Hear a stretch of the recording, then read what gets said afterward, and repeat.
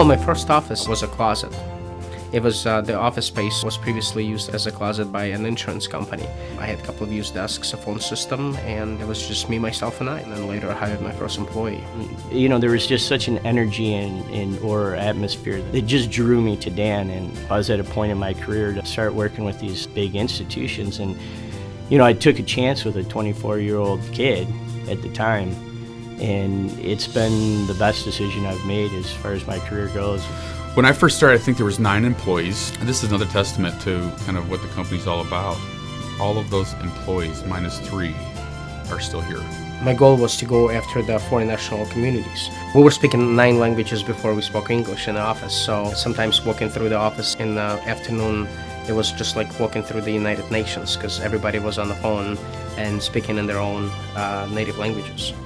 We were scrappy, we were lean and we were mean, and we were trying to make our way, being hyper-aggressive. A lot of our competitors in the area, which are now out of business, would make fun of us. Our nicknames were the Skinny Boys. That's what the entire industry called us back then. We had to compete with other banks and established mortgage companies.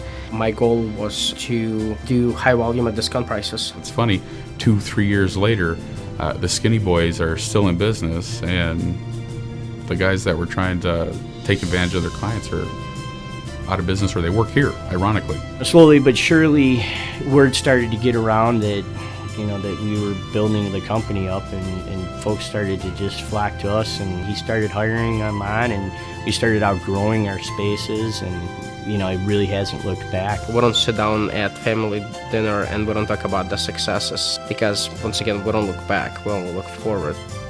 With Dan, it was bottom line, do this and you'll achieve this, and that was really refreshing. I like that.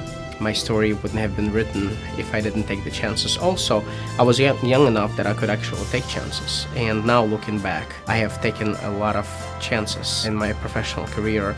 And if I didn't do it back then, I don't think I would have had enough to do it now. So my advice is, if you wake up in the morning and you feel like doing something, then go for it. You can't take the money with you when you die. And so it's about living well and living right.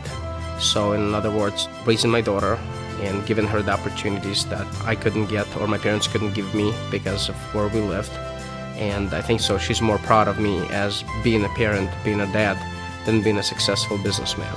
And at this point in time, in addition of raising my daughter, I have over 500 employees, and I need to make sure that they're taken care of and their families are all set, because, you know, in the end, I don't invest in real estate, I invest in people, so employee happiness and the lifestyle is, to me, more important and satisfying than chasing a dollar for myself.